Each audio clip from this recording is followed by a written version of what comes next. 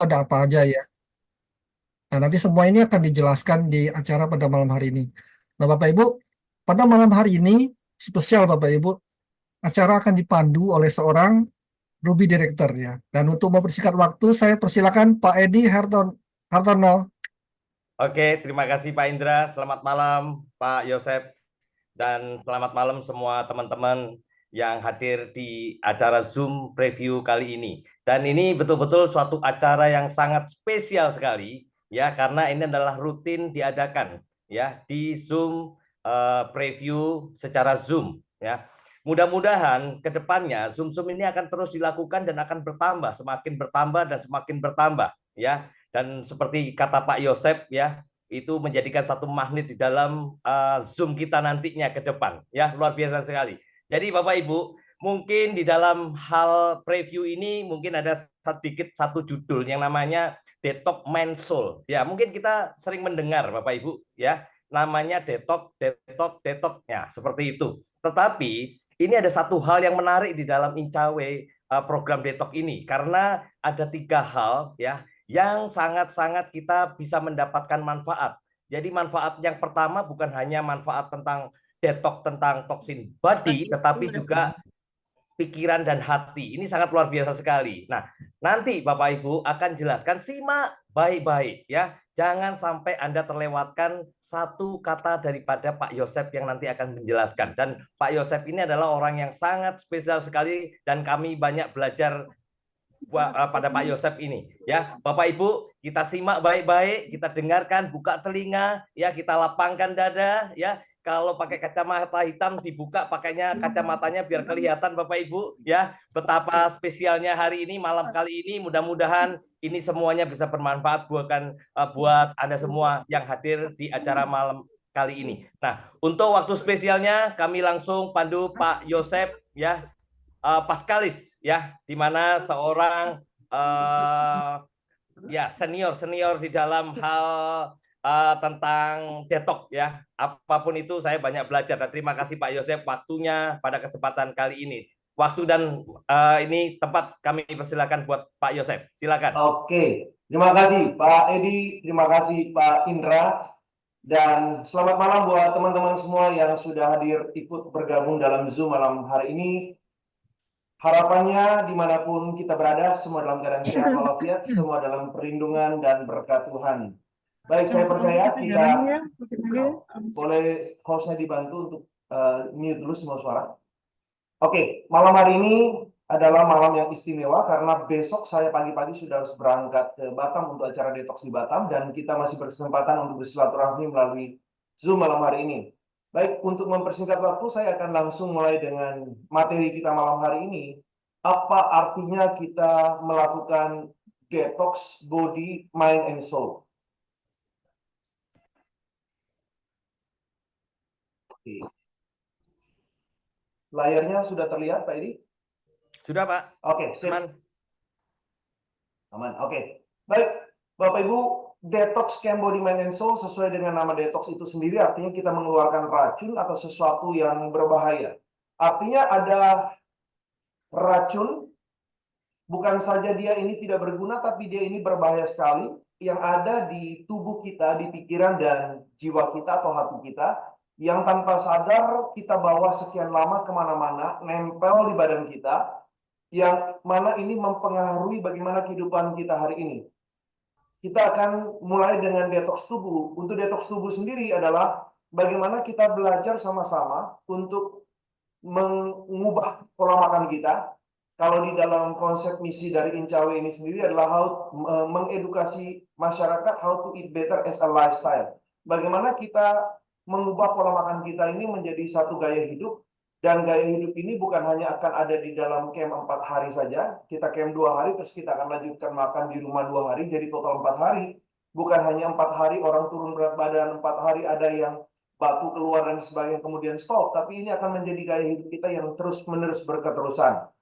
Dan ini adalah satu hal yang saya encourage. Saya harapkan menjadi sesuatu yang kita mulai ubah sekarang karena saya sendiri sudah merasakan manfaat dari mengubah pola makan kita. Nah, konsep detox untuk tubuh kita akan menggunakan konsep intermittent fasting. Bagi Bapak dan Ibu yang asing dengan intermittent fasting, izinkan saya menjelaskan sedikit lebih detail. Tapi bagi yang sudah biasa dengan intermittent fasting, saya ucapkan selamat. Karena apa yang Anda lakukan ini sudah benar dan teruskanlah ini sebagai gaya hidup. Intermittent fasting ini sendiri adalah kita mengubah satu hari full 24 jam kita dengan dua time period, dua periode waktu. Yang satu adalah di mana kita tidak makan sama sekali dan waktu di mana kita boleh makan. Contoh misalnya, kalau kita hari ini makan terakhir jam 6 sore dan besok kemudian kita makan lagi jam 6 pagi, berarti kita sudah membagi 24 jam ini dalam dua periode waktu, yaitu 12 jam berpuasa, 12 jam kita makan. Nah, kalau selama kita berpuasa, apa sih yang tidak boleh kita lakukan? Yang kita tidak boleh lakukan adalah memasukkan semua ada unsur kalori di dalam tubuh kita, baik yang kita makan maupun kita minum. Yang boleh masuk adalah semua yang 0 kalori. Yang 0 kalori dalam teori intermittent fasting adalah air putih, kopi tanpa gula, dan teh tanpa gula. Ini yang boleh kita masukkan ke dalam tubuh kita selama periode kita berpuasa. Dan kalau kita waktunya makan, apa yang akan kita lakukan? Yang kita lakukan selama kita makan adalah kita boleh makan apa saja. Konteks makan apa saja ini untuk membuat beberapa orang yang takut dengan intermittent fasting. Kemarin di Bogor ada yang bertanya, Pak, kalau saya berpuasa terus waktu makan itu gimana? Ya seperti halnya kita makan biasa, cuman jam periode kita makan hanya boleh dari jam 6 pagi sampai dengan jam 6 sore.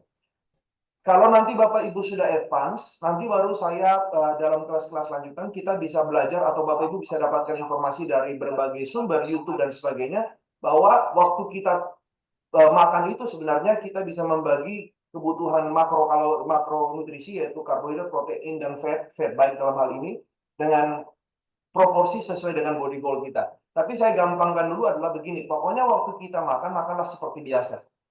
Tapi waktu kita berpuasa tidak boleh ada yang masuk. Nah, ini adalah konsep 12 jam, 12 jam. Tetapi konsep yang dibangun oleh para praktisi intermittent fasting adalah 16-8. 16 kita berpuasa, 8 jam kita makan.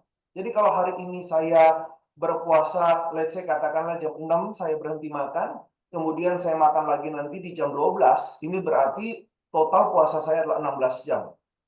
Berarti dari jam 12 sampai dengan jam 6 sore berarti saya cuma punya waktu 8 jam untuk makan apa saja yang ingin saya makan. Bukan berarti pada waktu kita makan, kita tidak makan apa-apa. Kita boleh makan seperti biasanya.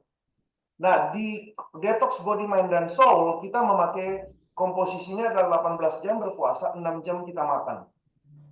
Kenapa begitu? Karena ada goal yang kita mau capai, yaitu yang pertama adalah proses yang namanya ketosis. Ketosis itu begini, Bapak Ibu. Apa saja yang kita makan, apa saja yang kita minum, semua itu adalah ada satuan hitung yang namanya kalori.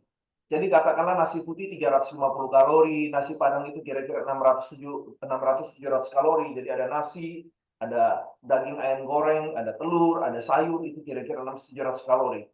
Nah, setelah masuk ke dalam tubuh kita, kalori-kalori yang masuk ini harus dibakar nih. Proses kita membakar setiap tenaga yang kita keluar ini namanya juga kalori. Jadi kalori in, kalori out.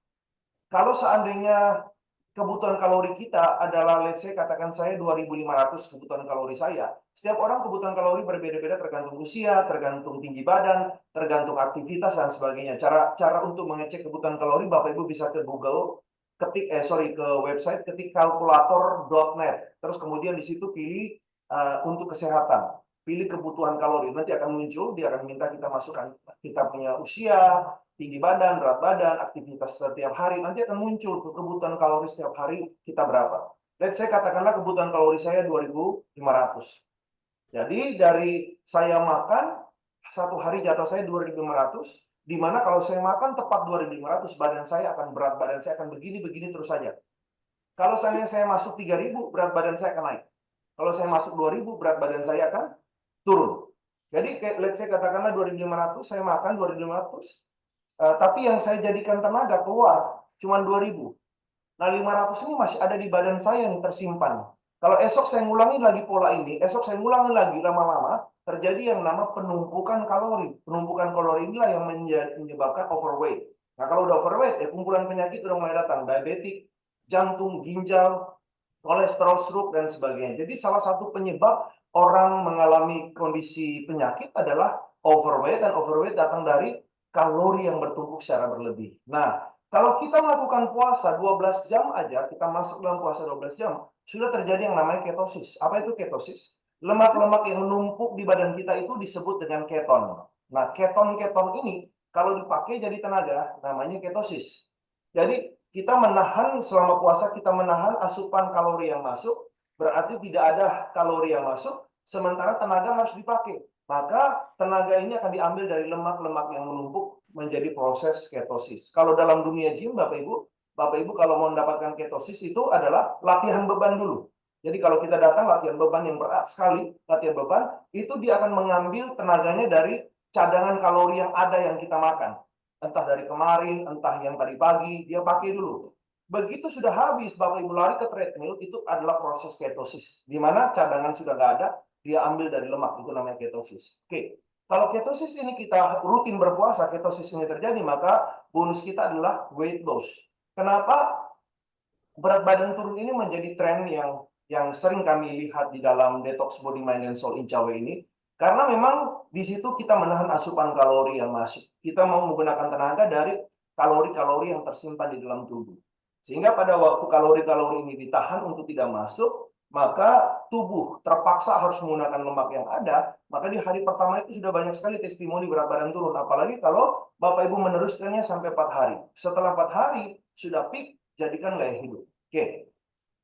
Proses yang kedua yang kita mau adalah autofagi. Apa itu autofagi? Autofagi itu adalah gampangnya di dalam tubuh kita ada 2 sel baik dan sel buruk. Nah, autofagi adalah sebuah proses di mana tubuh akan mencari sumber makanan lain yang sudah tidak ada lagi itu dari fat itu. Dia akan melakukan proses di mana dia akan memakan semua sel-sel buruk yang bertebaran di tubuh kita. Ada sel kanker, ada sel tumor, ada sel kista, ada sel protein yang tidak terpakai. Semua sel-sel yang kotor yang mempengaruhi kita punya metabolisme tubuh, yang mempengaruhi regenerasi dimakan oleh sel baik ini.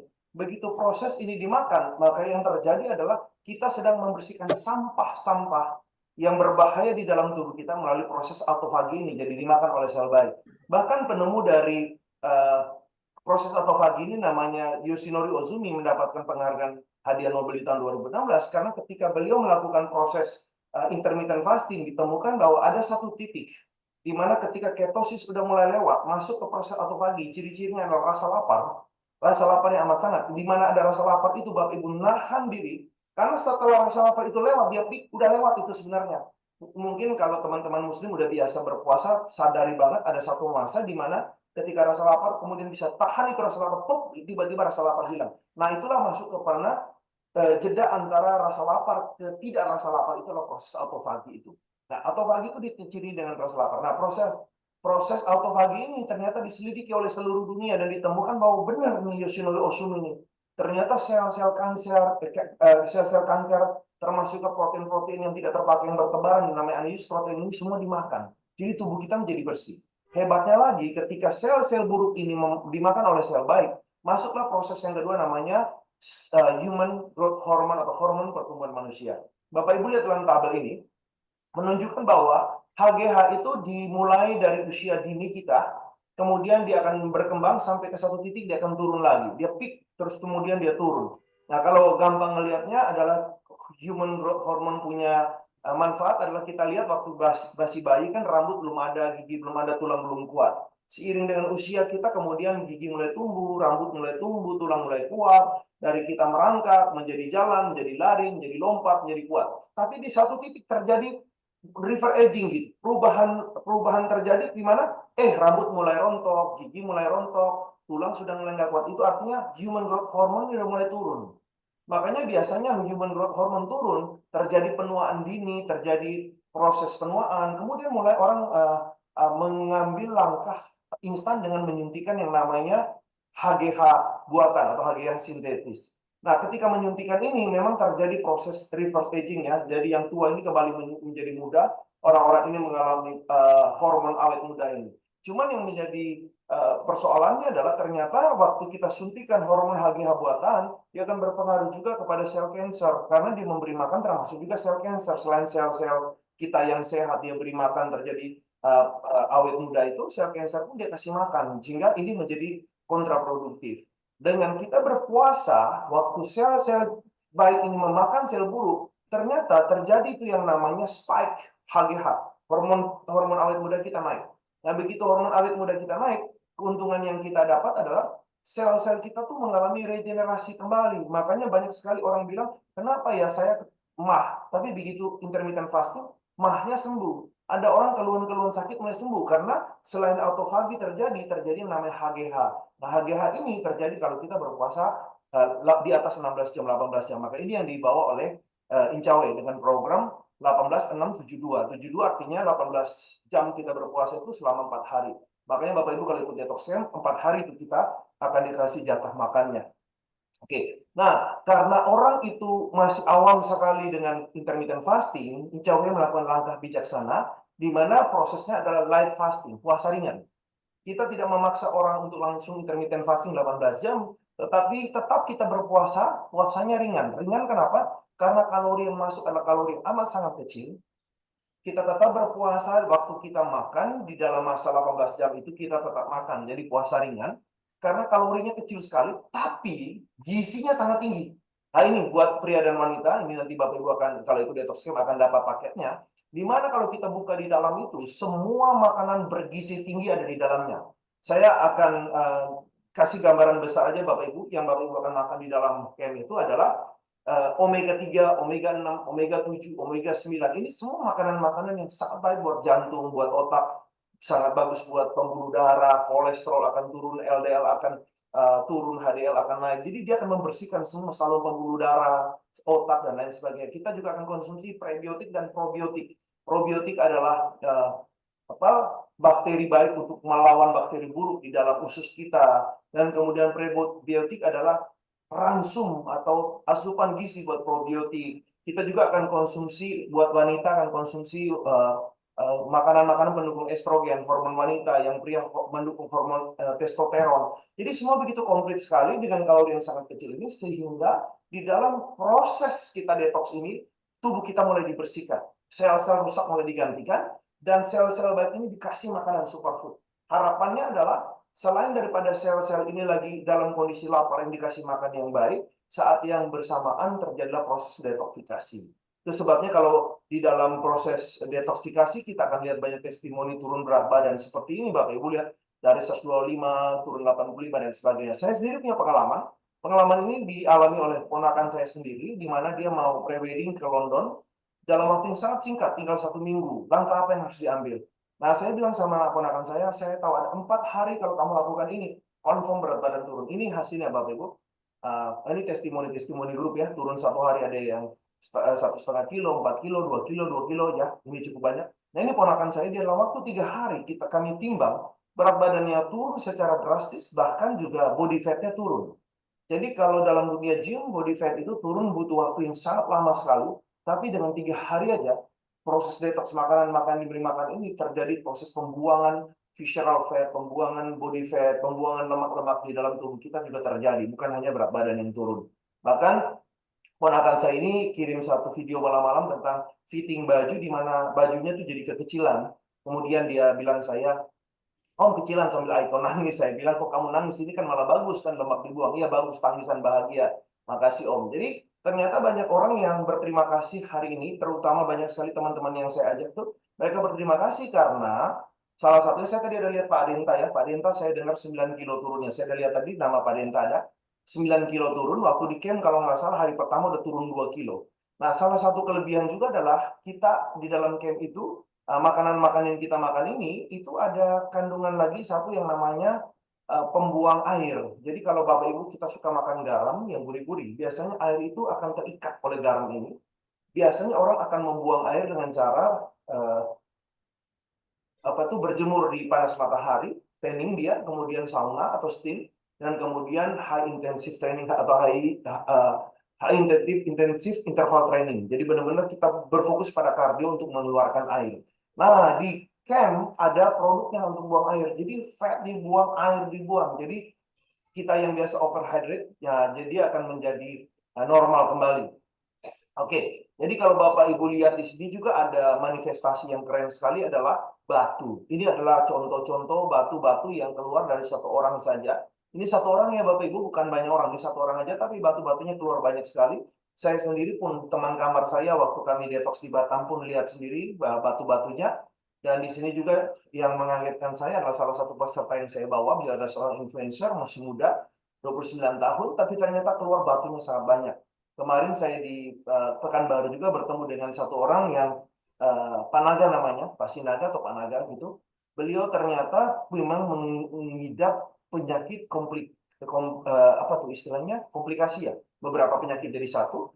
Dan ketika proses batu keluar, ada 5 warna di tubuhnya yang mencerminkan limpa, mencerminkan jantung, mencerminkan ginjal. Jadi ternyata 5 warna mencerminkan berbeda. Di camp nanti kita akan sama-sama belajar. Jadi ternyata dia bisa membantu merilis racun-racun itu. Dan itu keluar di hari pertama. Oke. Nah, kalau Bapak Ibu tanya apakah semua orang keluar keluar batu? Tidak semua orang keluar, tapi saya menyarankan ada satu pola yang saya perhatikan, pattern-nya ini seperti ini Bapak Ibu. Kalau Bapak Ibu yang sudah mendaftar nih di dalam camp, usahakan 4 hari sebelum kita masuk ke camp. Jadi tanggal 3-4 kan kita masuk camp. 4 hari sebelumnya itu, mulai dari tanggal 1 itu, kita sudah mulai, sebelum tanggal 1 malah ya, masih di Juli itu, kita sudah mulai berpuasa ringan. Puasa ringan maksudnya makanan-makanan kita tuh makanan-makanan yang boleh dikatakan ringan. Kalau karbohidrat biasa nasi putih, coba kita mulai ganti umbi-umbian, kita mulai ganti ubi ungu, kita mulai ganti kentang dengan jumlah porsi yang tidak terlalu banyak itu. Terus kemudian kita mulai makan yang rebus-rebus, sudah hindari minyak, gorengan-gorengan sudah nggak makan lagi, apalagi gorengan tempe tahu gitu, udah nggak makan lagi. Jadi benar-benar kita jaga. Biasanya pola ini yang saya perhatikan, yang melakukan puasa ringan beberapa hari sebelumnya, rata-rata keluar. Ini polanya. Dan kalau Bapak Ibu tahu, Bapak Ibu nanti ketik ya, Koh Samui gitu, itu di Thailand, tren banget ngeluarin batu. Itu juga sama, ternyata proses ngeluarin batu itu, kenapa orang datang ke sana 5 hari, 6 hari? Karena di dalam masa persiapan ngeluarin batu itu, mereka dibikin puasa ringan Bapak Ibu.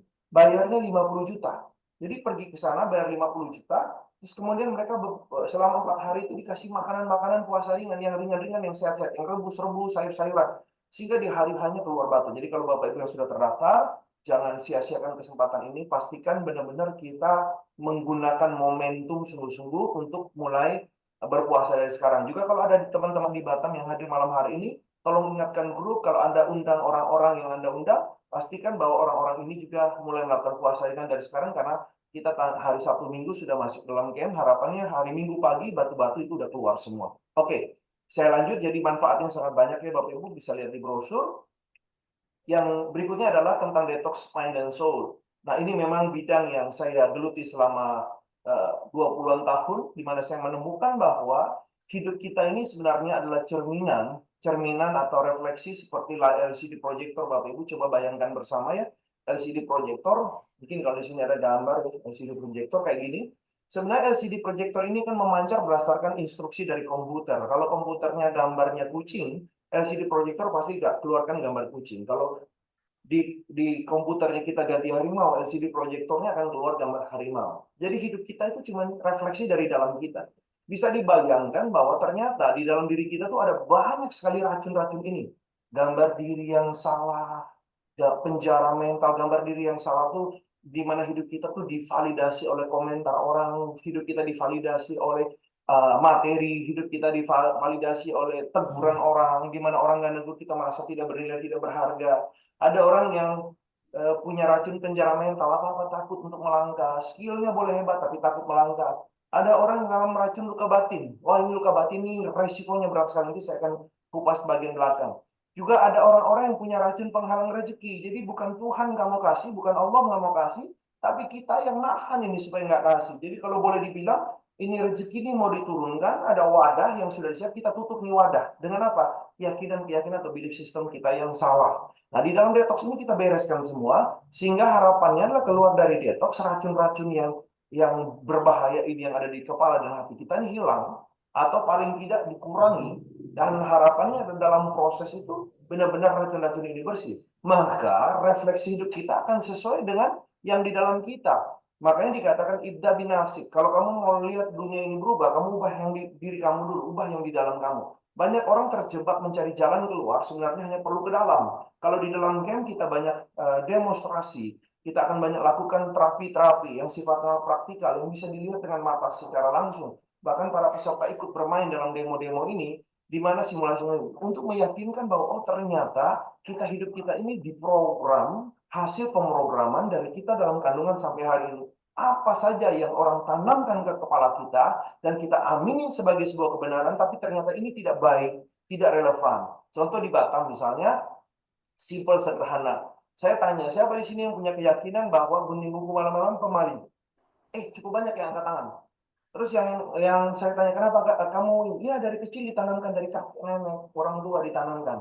Jadi kalau kita runut sebentar, kenapa gunting kuku malam-malam pemaling? Karena zaman kakek nenek kita tuh lampunya tuh belum ada, semuanya pakai lampu teplok gitu, atau lilin, atau petromax gitu. Sehingga kalau takutnya nggak lihat ke gunting, kemudian tangan kita berdarah. Atau ada lagi bilang, jangan sapu-sapu keluar pintu malam-malam, nanti pemaling. Padahal itu sebenarnya karena gelap, sehingga kalau kita sapu keluar, ternyata ada barang berharga yang ikut terbuang keluar. Jadi ditahan di balik pintu. Nah, konsep-konsep ini yang masih banyak orang pegang, tapi ini tidak terlalu prinsipal. Yang menjadi prinsipal misalnya jangan mimpi tinggi-tinggi, nanti mimpi tinggi-tinggi itu jatuh sakit, jangan jadi orang kaya itu masuk neraka. Banyak hal-hal yang tanpa kita sadari kita pegang, atau bahkan kita kok rasanya uang kok sulit ya. Di dalam camp itu kita demo banyak sekali, racun-racun ini kita keluarkan, termasuk aura penghalang kesuksesan. Bapak Ibu, kalau saya ngomong aura, banyak kali orang menganggap bahwa aura ini adalah magis, aura ini sesuatu yang mistik. Enggak, ini saintifik sekali Bapak Ibu. Nanti di camp saya putar video EEG, bagaimana uji coba EEG, elektroencephalogram, bagaimana uji coba dengan mesin-mesin yang kita pakai. Di mana membuktikan bahwa waktu kita sedang memikirkan sesuatu, gelombang otak kita mengeluarkan yang namanya gelombang elektrik. Waktu kita merasakan sesuatu, gelombang otak kita mengeluarkan gelombang magnetik. Elektrik dan magnetik ini ketika menyambung menjadi elektromagnetik. Di universe alam semesta gelombang elektromagnetik. Sehingga waktu kita lepaskan getaran elektromagnetik ini, maka apa sih vibrasi yang kita lepaskan? Hukum vibrasi mengatakan gelombang frekuensi yang sama akan menarik gelombang frekuensi yang sama. Contoh paling gampang begini Bapak Ibu.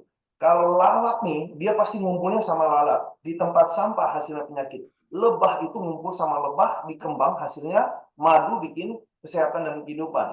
Jadi lalat dan lebah ini nggak bisa ketemu karena frekuensinya nggak sama. Kalau hari ini kita berada pada frekuensi lalat, itu berarti dalam diri kita ini banyak racun nih. Sampah dalam diri kita sehingga kita cenderung sampah. Orang-orang seperti ini cenderung mengalami kehidupan-kehidupan yang mengenaskan. Seperti menarik lagi peristiwa-peristiwa yang contoh misalnya ada orang yang punya luka terhadap sesuatu atau trauma terhadap sesuatu. Dia akan menarik lagi tuh peristiwa yang sama. Orang yang sama itu terjadi. Kok ini terus terjadi Tuhan? Kok loopingnya berputar terus? Enggak. Vibrasi kita pancarkan ke universe turun balik ke kita. Gitu. Jadi apa saja yang kita pancarkan? Nah, yang kita pancarkan ini kita sebut aura. Nah, aura gelombang elektrik dan magnetik ini kita merubah. Supaya apa? Begitu kita rubah ini, hukum vibrasi mengatakan waktu gelombang elektromagnetik kamu ini berubah, kamu akan menarik orang yang sama. Apalagi kalau gelombang ini menjadi besar sekali. Oke? Jadi kita juga akan belajar hal itu tentang kekuatan bawah sadar. Nah, kita kembali ke gambar diri. Bapak Ibu lihat dalam gambar ini. Ini seekor singa melihat dirinya seekor kucing. Berapa banyak orang-orang dalam kehidupan ini bakat potensinya tenggelam, mati tidak terpakai, karena mereka salah melihat dirinya dia, atau mereka diprogram oleh program-program yang salah. Sama seperti komputer yang ada virusnya. Komputer secanggih apapun, Bapak Ibu boleh pakai Pentium yang terbaru, memori card seberapa banyak pun, pakai prosesor, double prosesor, triple prosesor, mainboard yang terbaik. Tapi kalau sekali ada virus masuk itu sia-sia dan nggak ada gunanya sama sekali itu komputer. Kenapa? Virus ini adalah racun, program. Jadi kita mau keluarin racun program ini tentang diri kita yang salah. Itu sebabnya ada kalimat mengatakan, sebagaimana orang memandang dirinya demikian lagi. Apa saja yang kamu yakini tentang kamu, apa yang kamu pikir tentang kamu, apa yang kamu bayangkan tentang kamu, itu semua adalah diri kamu. Tidak ada yang bisa merubah kita, kecuali kita mau merubah cara kita melihat diri kita. Sama seperti contoh ini Bapak Ibu. Saya tanya ya Bapak Ibu, karena kita kita online, mungkin saya nggak bisa dapat jawabannya, mungkin Bapak Ibu bisa ketik. Tapi coba kita renungkan sebentar. Kalau kita punya mobil ini, kira-kira kita pamer di sosial media nggak? Saya yakin nggak. Kalau kita punya mobil ini, kita akan lindungi dari panas terik matahari nggak? Dari hujan nggak? Enggak. Kalau kucing numpang beranak, kita kasih nggak? Saya yakin kita kasih. Mumpung lah, jadi berguna sedikit buat kucing melahirkan.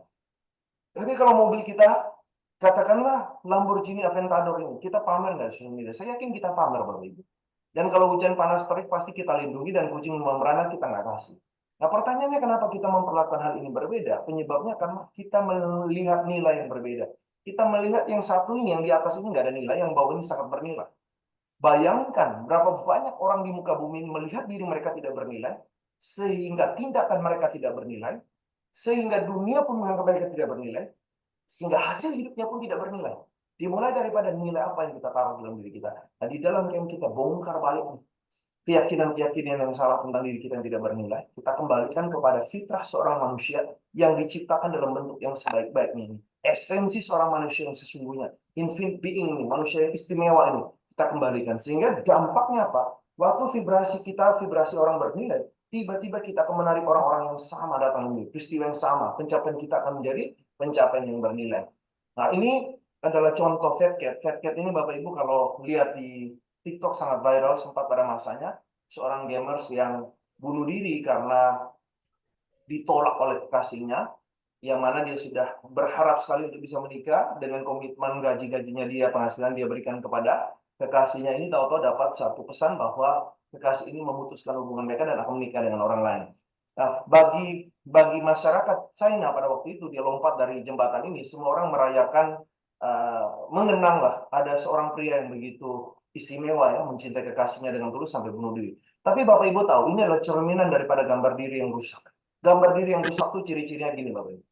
Kita selalu meminta validasi atau pengakuan dari dunia eksternal. Jikalau orang mengatakan kita hebat, kita terbang melambung. Jika orang katakan kita bodoh, payah, pecundang, kita akan tumbang. Berarti hidup kita ditentukan oleh validasi atau pengakuan dunia luar. Kalau orang tanya, kenapa kita berharga? Saya berharga karena bla bla bla, itu berarti kita nggak berharga. Karena apa? Artinya ada faktor eksternal luar yang menentukan kita. Nah, ini adalah faktor yang berbahaya sekali, yang mana dibawa oleh orang saat ini. Likes yang sedikit aja membuat mereka sedih, follower sedikit membuat mereka sedih, di komentar sedikit mereka, apalagi dirujak netizen 62 gitu, wah bisa kayak gila ya. Karena apa? Hidup kita divalidasi oleh hal-hal eksternal ini. Tapi kalau orang yang punya gambar diri yang sehat, dipuji tidak melambung, dihujat tidak akan tumbang. Karena orang ini tahu siapa dirinya, dia berharga karena memang dia menyadari dirinya berharga dan bernilai. Oke? Jadi kita bereskan ini, terus kemudian kita juga akan bereskan penjara mental. Penjara mental itu Bapak Ibu, kalau Bapak Ibu lihat gajah sirkus itu diikat dengan tambang biasa aja. Dia nggak akan lawan. Dia di tempat aja itu. Diikat dengan tali sepotong. Yang mana kalau dihentakkan kaki itu lepas itu tali, lepas itu tambangnya. Tapi kenapa gajah ini tidak bisa melepaskan diri dengan kekuatan dia? Karena proses awal ketika gajah ini diikat, dia dibius dulu, diikat dengan rantai kapal, dibiarkan gajah ini sadar dari bius, dia berjuang untuk lepas, nggak bisa lepas. Dan kemudian ketika dia berjuang lagi nggak bisa lepas, terus menerus sampai dia menyerah. Waktu dia menyerah tidak berjuang lagi, ditukar talinya dengan tambang biasa. Itu dia nggak akan lawan lagi. Sama nih dengan manusia nih. Banyak sekali orang-orang dalam kehidupan termasuk saya di masa lalu, di mana saya terkunci oleh belief system tentang betapa bodohnya saya, payahnya saya, tidak bisa apa-apa, ini nggak akan bisa, itu nggak akan bisa. Sehingga tanpa disadari saya ada banyak sekali rantai-rantai yang secara fisikly tidak ada, tapi secara program rantai ini terikat di kepala saya oleh orang tua saya, oleh guru saya, oleh teman-teman saya, apa saja yang mereka sudah, atau berita-berita, tanpa saya sadari sudah masuk rantai-rantai ini. Nah, rantai ini kita akan lepas balik. Terus kemudian cara kita melepasnya itu salah satunya adalah kita mulai merubah point of view kita, sudut pandang kita. Karena Sterling W.C. bilang, you become what you believe. Apa saja yang kamu yakini tentang kamu, itulah kamu.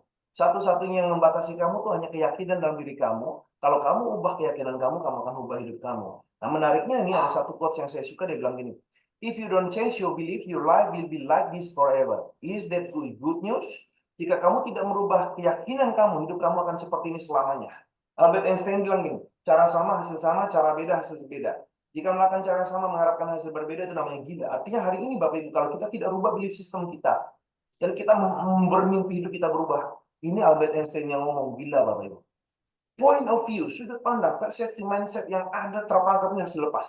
Selama dia tidak terlepas, kita akan melakukan hal yang sama. Karena tindakan kita hanya datang dari point of view kita. Saya kasih contoh nih Bapak Ibu. Ada seorang sales pergi ke Afrika jualan sepatu, turun di Afrika, lihat orang Afrika nggak ada yang pakai sepatu. Dia bilang apa, bos lupakan pasar Afrika, bos. Bos tanya kenapa? Ada yang pakai sepatu, bos. Gimana kita jualan sepatu? Pulang dia, sales kedua datang. Begitu turun Afrika, lihat orang Afrika nggak ada pakai sepatu, telepon, bos, kirimkan 4 kontainer sepatu, 4 kontainer sandal, bos. Habis, bos. Bos nanya, kok bisa? Nggak ada yang pakai sepatu, bos. Ini kesempatan kita jual sepatu dan sandal. Nah, Bapak Ibu lihat ya, kenapa si A dan si B ini melakukan tindakan yang berbeda? Karena point of view mereka beda. Keadaan sama, situasi sama. Dalam hidup kita ini semuanya netral dan sama. Tapi sudut pandang kita, persepsi kita, projection kita, judgment kita itu yang menentukan tindakan kita. Nah, di sini dikatakan kalau kamu nggak rubah itu tuh, hidup kamu selamanya kan gitu. Makanya kenapa ada orang ikut belajar The Secret, nonton film The Secret, belajar tentang manifestasi, hidup kok nggak berubah ya? Dream kok nggak jadi kenyataan? Oh, perangkapnya banyak di dalam. Gimana bisa lepas? Di camp kita akan contoh-contohkan kenapa perangkap ini harus dilepas supaya kita bisa maju ke depan. Nah, perangkap-perangkap ini kan memancarkan vibrasi. Gimana kita punya vibrasi radio El Sinta, let's say di Jakarta El Sinta 92,0, kita putarnya 70,0, mana bisa ketemu? Nggak bisa. Nah, caranya adalah kita mulai merubah yang di dalam kita supaya frekuensi kita tepat sasaran dengan dream kita dan dream kita termanifestasi. Oke? Jadi ini ada poin-poinnya yang kita akan bahas. Jadi gampangnya begini Bapak Ibu, you believe right, you believe right. Kalau kita punya keyakinan, point of view, keyakinan, mindset, belief system kita benar, kita akan jalan hidup dengan benar. Kalau kita jalan hidup dengan benar, maka percayalah yang datang ke kita itu benar. Kita akan dapat hal yang benar. Situasi semua akan benar. Karena hukum ini hukum vibrasi aja. Dan kalau sudah itu, kita akan bilang, everything will be alright. Ya, semuanya. Kalau pinjam Pak Edi selalu bilang, nikmat mana lagi aku dustakan, gitu. Karena hidup ini begitu istimewa sekali. Tapi coba kita ganti, when you believe wrong. Ketika keyakinan kita, point of view kita, sudut pandang kita salah, kita akan jalan hidup dengan salah. Kita akan dapatkan situasi yang salah, peristiwa yang salah, keadaan yang salah, orang yang salah, dan kemudian kita mulai menyalahkan semua orang, menyalahkan semua keadaan, bahkan menyalahkan Tuhan. Padahal keyakinan kita nih yang harus kita bereskan. Oke? Dan kemudian luka batin, di dalam luka batin ini kita akan bereskan hal-hal yang sifatnya itu adalah satu energi yang terbentuk atau terkristal karena ada sebuah peristiwa, entah kata-kata, entah perbuatan, entah apapun yang sudah membuat kita terluka. Sehingga energi yang terperangkap ini belum pernah dilepas. Waktu dia nggak pernah dilepas, dia memancarnya sangat kuat. Luka batin ini pancaran sangat kuat. Dan dia ini terjadi sejak dalam kandungan ibu. Nanti di camp saya akan kupas lebih banyak. Ya, di mana sejak dalam kandungan ibu, apa saja yang ayah dan ibu ngomong, apa saja yang ayah ibu lakukan, itu anak udah tangkap. Saya kasih contoh yang paling gampang adalah, saya tidak just judgment, tapi ini adalah mostly dalam pelayanan saya, bertemu dengan klien-klien di ruang terapi saya. Ketika orang tua punya anak pertama, kedua, ketiga laki-laki, yang keempat berharap perempuan, dan keluar laki-laki, itu ada luka dalam diri si anak yang keempat ini, dia akan bertingkah laku seperti layaknya wanita. Karena dia mengharapkan tingkah lakunya ini mendapatkan pengakuan atau penerimaan dari ayah dan ibunya, karena ayah dan ibunya mengharapkan perempuan. Sebaliknya nih, kalau perempuan dan harap keempat atau ketiga laki-laki, keluarnya tomboy. Kenapa? Karena di dalam kandungan Bapak Ibu tanpa sadar, intention ya, kita punya niat itu kan sebenarnya adalah energi kan. Makanya dikatakan innamal amalu niat ya, baik sesungguhnya ada sebuah doa. Niat aja itu adalah doa gitu. Jadi intention yang kita lepaskan dari niat ini, energi ini ditangkap oleh si bayi ini. Sehingga tanpa disadari, ketika si bayi ini merasa bahwa oh, ayah ibu saya menginginkan saya laki-laki. Padahal dia ini perempuan, maka dia akan keluar tomboy. Mau mendapatkan penghargaan, pengakuan. Makanya kalau seorang ayah suka buat ibunya, istrinya menangis, entah karena kata-kata, entah apapun gitu, itu akan sangat-sangat merugikan si bayi. Bandingkan dengan seorang ayah yang banyak menghabiskan waktunya, investasikan waktunya, bersama dengan istrinya, melayani anaknya, elus-elus perut anaknya, selalu ngomong, Papa sayang kamu, kamu anak yang terbaik. Istrinya pun sama, istrinya happy, anaknya keluar istimewa sekali. Saya udah lihat terlalu banyak ini.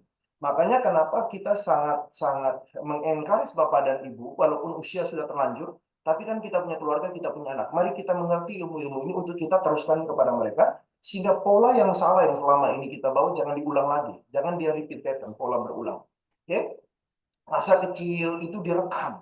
Bapak Ibu bilang gini, oh saya udah baik kok sama anak perempuan saya. Tapi Bapak Ibu, seiring dengan waktu, ketika jarak ini nggak bisa deket, keakraban ini tidak seperti biasanya, itu pasti ada something Bapak Ibu. Saya contoh nyata. Waktu saya sampai dengan SMA, saya harus bukan terpaksa ya. Saya memang tinggal dengan mama. Kami tinggal di rumah mama. Saya ingat benar, kasar sekali saya sama mama. Saya nggak tahu kenapa saya nggak bisa dekat dengan mama. Kalau sama papa tuh saya akrab sekali. Tapi kalau sama mama nih nggak bisa sama sekali. Bapak Ibu tahu, ternyata saya ini kan anak ke-9 dari 11 bersaudara. Jadi anak pertama, kedua, ketiga, sampai ke-9 itu di titik di mana orang tua lagi sedang sulit-sulitnya setelah melahirkan anak 8. Kelahiran saya dengan kakak di atas saya itu cuma selisih setahun. Jadi bisa bayangkan lagi sedang struggle-nya nih, kakak baru lahir, sudah terjadi hamil. Jadi tanpa disadar keinginan untuk menggugurkan ini keluar dari ide mama. Jadi keinginan untuk menggugur ini sudah melukai saya. Sehingga tanpa sadar getaran vibrasi kemarahan itu sudah membentuk hubungan saya dengan mama rusak. Nah, ketika saya bereskan ini, vibrasi ini, energi yang ada terpisah, dilepaskan, tiba-tiba cinta saya murni kepada mama saya. Bisa melihat mama itu sebagai wanita istimewa. Mama itu sebagai surga di bawah telapak kaki mama. Tapi kenapa bisa ketutup? Karena ketutup oleh luka ini. Gitu. Kemudian, ini juga ya, pertengkaran suami istri. Ini salah satu case nyata. Sepasang suami istri sudah menikah 2 atau 3 tahun, saya lupa. Datang ke saya, istrinya masih virgin, masih perawat. Karena setiap kali mau berhubungan, istrinya akan teriak kesakitan. Jadi, waktu di terapi, Bapak Ibu tahu penyebabnya apa? Papa mamanya pernah ribut, papa mamanya pernah ngomong kalimat ini. Kalau saja ini anak ini nggak ada, saya udah tinggalkan kamu. Mamanya nyambut, oh anak ini nggak ada, saya pun juga udah pergi tinggalkan kamu. Si anak ini mengambil kesimpulan bahwa, oh dialah penyebab daripada papa mamanya ini tidak bisa berpisah dan tidak bisa menjalani kehidupan bahagia mereka sehingga harus bertengkar setiap hari karena keberadaan dia. Sehingga waktu dia menikah, dia mengingat ini memori tersimpan di bawah sadar. Maka setiap kali mereka berhubungan, dia proteksi jangan ada anak. Kalau nanti saya sama suami saya nggak cocok, iya jangan ada anak yang menjadi penghalang kami untuk berpisah. Ini konsep misi yang salah, misleading yang salah, misconception yang keliru, tapi inilah yang terjadi nih Bapak Ibu. So ini semua dibereskan supaya jangan jadi racun, supaya dia tidak menjadi sesuatu yang merugikan kita masa depan ya. Oke, efek luka buruk luka batin satu pola berulang. Jadi nanti dia akan ulang sekali. Di Bogor kemarin saya demonstrasikan kopi ya Bapak Ibu coba imajinasikan ada kopi turun ke gelas putih baru kopi lagi. Kopi ini turun ke gelas putih baru lagi kopi. Sampai kapan ini berhenti? Saya di Flores dididik dengan pukulan ikat pinggang, saya teruskan kepada anak saya pukulan ikat pinggang. Saya kira itu benar, tapi ternyata pola yang diulang. Sampai ketika saya mengerti pola ini, kopi ini saya harus hentikan dengan cara saya tuang air putih. Tuang air putih sampai hitamnya hilang, ganti air putih. Inilah yang saya teruskan. Jadi kita hentikan ini pola dengan cara kita beres dulu. Oke. Terus kemiripan menarik kemiripan, kalau kita punya luka batin, kita akan tarik orang-orang yang akan membuat luka ini makin besar. Orangnya beda, tapi mirip kelakuannya. Peristiwanya nggak sama, tapi sejenis-sejenis nih untuk buat kita luka lagi. Karena hukumnya dari dalam akan menarik keluar. Oke. Insomnia psikosomatis salah satunya cancer. Sudah Bapak Ibu, karena cancer ini mengeluarkan satu hormon stres, yang mana kalau orang luka batin itu biasanya stres. Contohnya kalau kita dengar seseorang yang kita nggak suka berhasil itu kan mostly ya, and naturally manusia, human being itu, kita juga dari Google apa? Oke, kita juga langsung merasa stres gitu ya, nggak enak. Itu sebenarnya keluarin hormon kortisol dan itu pemicu cancer.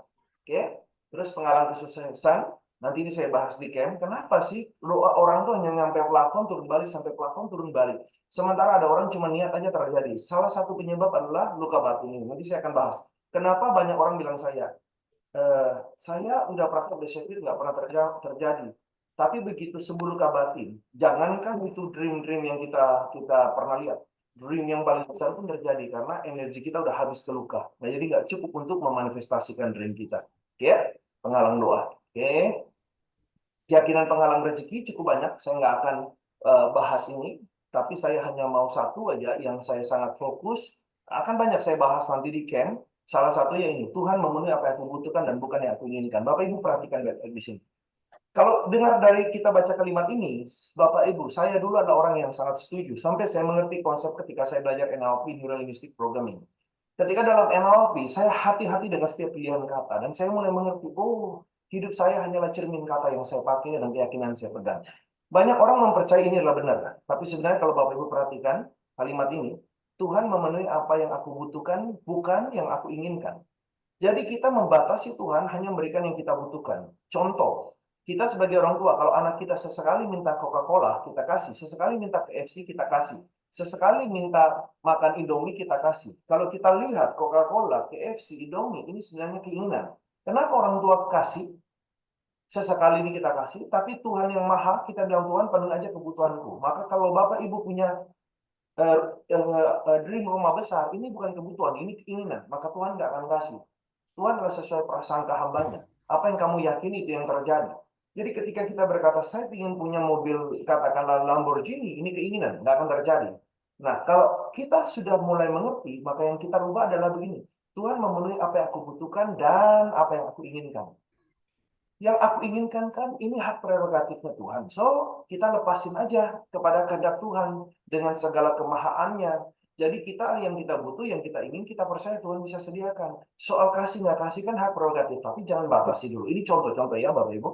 Oke, kita ada money magnet terapi, bagaimana kita menciptakan magnet di dalam diri kita, sehingga uang itu menjadi senang datang atas kita. Sehingga kalau Bapak Ibu tahu, uang itu ada energinya. Jadi saya akan bahas banyak di kelas nanti.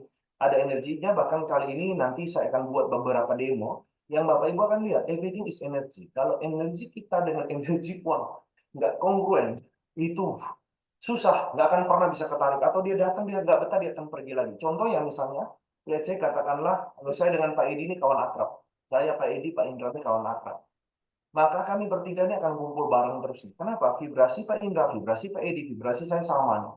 Kita akan betah bersama-sama. Kalau saya dengan Pak Edi dan Pak Indra bukan kawan akrab, ada sesuatu yang berbeda di antara kita. Yang kalau ngomong nggak nyambung, kami nggak akan pernah ngumpul. Sama, ini uang pun begitu Bapak Ibu. Kalau Bapak Ibu ngerti konsep uang adalah energi, kita samakan energi ini. Kita tahu bagaimana energi ini bekerja. Contohnya, uang itu bekerja dalam energi rasa syukur. Ketika kita tahu nih bagaimana membangun rasa syukur ini, maka energi vibrasi syukur ini akan membuat uang itu sedang datang. Dia betah sekali datang. Oke? Nanti dalam kelas fobia dan lain sebagainya dari habit. Aura gagal sukses sudah saya sharingkan tadi, yaitu sebenarnya setiap gelombang elektromagnetik, elektrik dan magnetik atau elektromagnetik ini sebenarnya ada ukurannya. Ukuran paling bawah itu 20. 20 itu dekat dengan kematian. Banyak orang bunuh diri karena merasa bersalah, tidak berguna, merasa hidup ini sudah nggak ada pilihan lagi, the only one is kill myself gitu ya, bunuh diri. Makanya energinya diukur 20. Jadi aura suram banget. Bapak Ibu pernah ya ketemu orang yang kita rasanya suram banget hidup orang ini gitu. Ada orang yang kita lihat kok mukanya rezeki banget ya. Atau gampang gini deh. Pernah nggak sih ketemu orang yang dia nggak buat baik sama kita, tapi kok kita betah lihat dia, ingin dekat dengan dia, senang dengar dia ngomong. Tapi sebaliknya ada orang yang dia nggak buat jahat sama kita, tapi kita empat banget deket dia gitu. Oh rasanya nggak betah ya, dia nggak mau dekat sama dia. Itu adalah apa? Vibrasi, aura itu yang memancar. Nah harapan kita adalah kalau Bapak Ibu lihat di sini, rasa malu, rasa bersalah, duka, ketakutan, amarah, kebencian, itu semua rendah semua itu Bapak Ibu. Kalau dalam istilah saya, ini bukan negatif, namanya heavy. Heavy artinya berat, makanya ditenggelam ke bawah. Kayak batu ditaruh di laut, ditenggelam, heavy. Coba Bapak Ibu kita lagi marah, heavy banget hidup kita, berat banget badan kita. Tapi kalau yang ke atas namanya light. Light artinya ringan, makanya balon gas itu light, dia ringan, terbang. Nah, orang yang light ini, energinya light nih, auranya light ini, yang ada joyful, sukacita, bahagia, syukur, senang. Dia asalnya nih uang senang datangnya. Dia benar-benar nariknya itu rezeki-rezeki terus. Nah, harapannya dengan hilangnya luka batin, mental block dan gambar diri yang salah, semua yang happy ini rontok, kita jadi light kayak balon gas. Terbang kita naik ke atas, tidak diikat lagi oleh batu yang ditenggelamkan ke bawah laut. Oke, kita juga ada brainwave. Brainwave ini adalah satu gelombang otak, musik yang menciptakan satu gelombang otak. Kalau Bapak Ibu tahu di alam semesta menurut Nikola Tesla ini orang sangat pintar yang kerja dengan Thomas Alva Edison. Dia sebagai karyawan, dia menciptakan banyak hal, tapi karena sebagai karyawan yang mematenkannya adalah Thomas Alva Edison. Tapi semua dunia mengakui Nikola Tesla ini yang pintar. Dia bilang begini, alam semesta ini mengeluarkan satu gelombang. Gelombang ini sama dengan gelombang otak kita. Kalau kita bisa sinkron gelombang otak kita sesuai dengan getaran, contohnya kalau misalnya getaran rezeki itu saya lupa 432 atau berapa, kalau kita bikin gelombang 432, kita dengar hertznya, kita dengar, itu sebenarnya di alam semesta itu ada gelombang rezeki itu, gelombang manifestasi impian.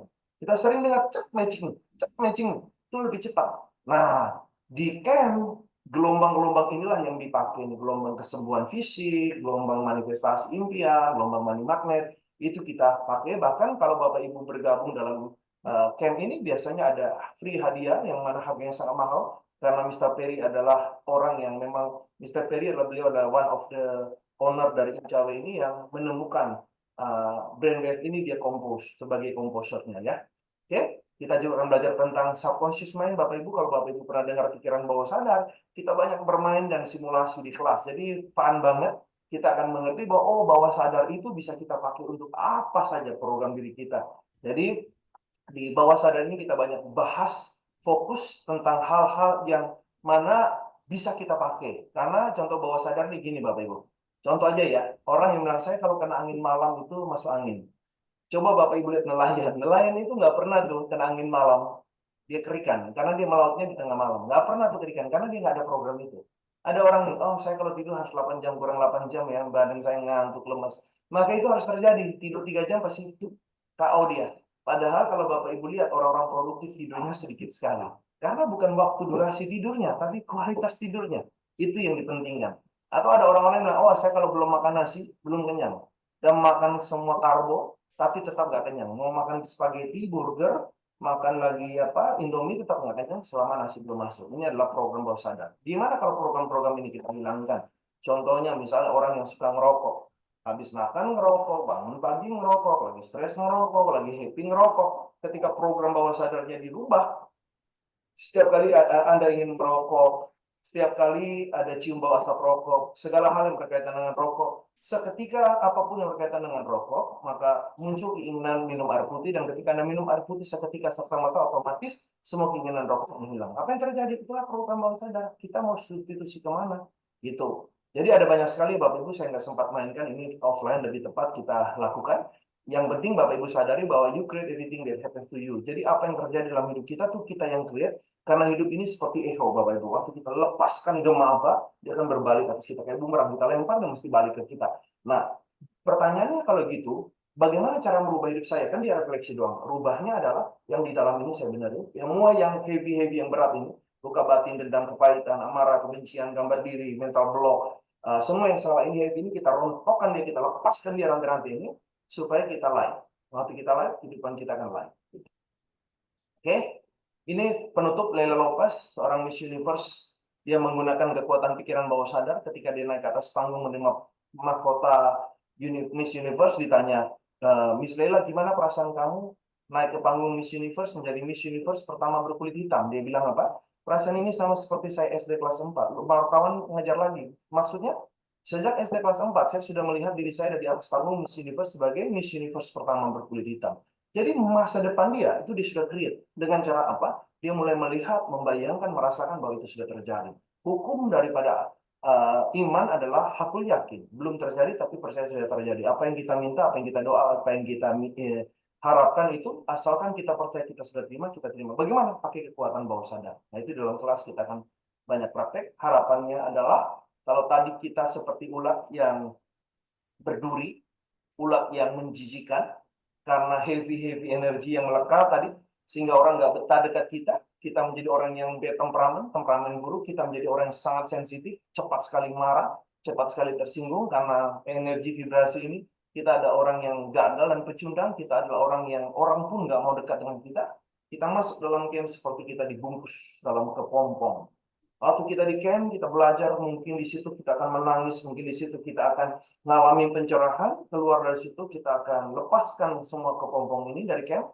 Keluar dari camp, kita menjadi seperti kupu-kupu dengan sayap yang indah yang siap mewarnai dunia. Tidak lagi menjadi korban kehidupan, tapi kita mau menjadi berkontribusi untuk kehidupan, memberikan segala sesuatu yang baik. Sebab sebaik-baiknya seorang manusia yang paling bermanfaat buat orang lain. Kita mau berkontribusi dalam kehidupan ini dengan warna-warni karakter, keistimewaan, talenta kita, sehingga ketika kita mengakhiri kehidupan ini, kita mengakhiri kehidupan ini dengan baik. Husnul khotimah sudah kita akhiri dengan baik. Oke, gitu aja Bapak Ibu. Mudah-mudahan sharing malam hari ini menjadi sharing yang bermanfaat, sharing yang membawa dampak kebaikan. Lepas dari Bapak Ibu bergabung, nggak bergabung, untuk di dalam camp, pastikan materi ini Bapak Ibu pegang baik-baik untuk diimplementasikan dalam kehidupan ini. Biarlah ilmu ini menjadi ilmu yang membawa keberkahan, menjadi ilmu yang barokah, ilmu yang mendatangkan manfaat yang sebesar-besarnya. Kalau ada jarum yang patah, jangan simpan di dalam lori. Kalau ada kata-kata yang salah, I'm so sorry. Wabillahi taufiq wal hidayah. Wassalamualaikum warahmatullahi wabarakatuh. Oke, kembali kepada Pak Edi. Luar biasa, berikan aplaus kepada Pak Yosep ya. Sebaik-baiknya orang itu akan menjadi lebih baik ketika dia bermanfaat bagi orang lain. Sangat luar biasa sekali. Jadi sangat terinspirasi juga dengan kata-kata, setiap kata-kata yang diucapkan Pak Yosep itu saya selalu terngiang. Dan itu saya mengingatkan pada saat dulu saya punya guru ya. Waktu itu saya masih umur 21 ya. Guru saya ini ngajarkan, di everything you can, but everything you can. Kalau kamu bisa mengatakan yakin, kalau kamu mengatakan bisa, pasti kamu akan bisa. Kalau kamu yakin tidak bisa, maka kamu tidak akan pernah bisa. Itu saya ingat terus. Jadi apapun, kalau misalkan ada dalam satu hal, teman-teman tanya, Pak ini bisa? Udah pokoknya bisa dulu aja. Nanti perkara itu nanti urusannya nanti, yang penting bisa dulu. Nah, jadi itu mendirikan suatu ekspresi, ternyata benar. Ya, sama halnya ketika waktu saya dikasih pemaparan tentang aura cakra ya.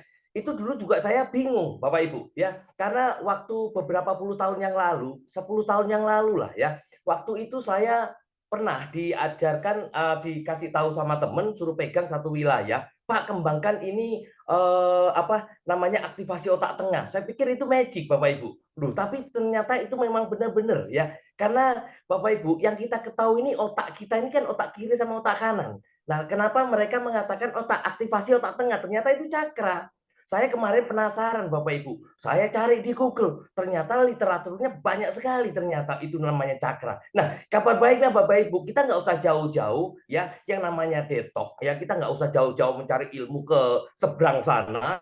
Tetapi di Indonesia ini Anda harus berbahagia karena ada satu orang mentor yang bisa menjelaskan, mengingatkan kita tentang siapa diri kita. Nah, ini menarik sekali Bapak Ibu. Jadi, yang akan kita dapatkan di dalam detox ini bukan hanya detox body, tetapi adalah otak dan pikiran. Saya termenung, benar-benar saya termenung. Wah, ternyata benar ya. Kalau orang itu sakit, 80% orang sakit itu ternyata bukan karena pola makan dan bla bla bla, ternyata lebih banyak juga dari pikiran Bapak Ibu. Orang ditagih utang tiba-tiba stres akhirnya jatuh sakit. Jadi itu ternyata benar ya. Jadi jangan luangkan atau jangan lewatkan kesempatan Anda untuk mengikuti program detox nanti ya. Kebetulan ini baru diadakan untuk yang ketiga kalinya Bapak Ibu. Ini kabar gembiranya. Dan ini adalah satu-satunya yang ada di Indonesia Bapak Ibu. Karena apa? Karena di luaran sana harganya itu sangat fantastis sekali. Saya kemarin itu diceritain sama teman, itu di luar sana itu harganya bisa sampai 50 juta. Nah, di luar sana juga itu ada yang membandrol harga itu sampai 7-8 juta. Tetapi cuma hanya satu manfaat. Nah, yang menariknya adalah detox camp kita ya, itu hanya dipatok dengan harga 3,3 ya, 3,3 juta Bapak Ibu. Dan itu Anda bisa mendapatkan 3 manfaat Bapak Ibu. Nah, ternyata ya di dalam detox ini banyak sekali yang mereka sudah merasakan bahwa banyak juga teman-teman yang kemarin itu mengikuti detox bahkan ikut lagi, Pak saya boleh ikut lagi. Oh boleh ya, jadi sampai ikut sampai 2 kali bahkan sampai 3 kali Bapak Ibu. Ini luar biasa sekali. Jadi saya juga heran, ini orang kenapa ya kok ikut lagi gitu ya, apa nggak bosan? Ternyata memang apa yang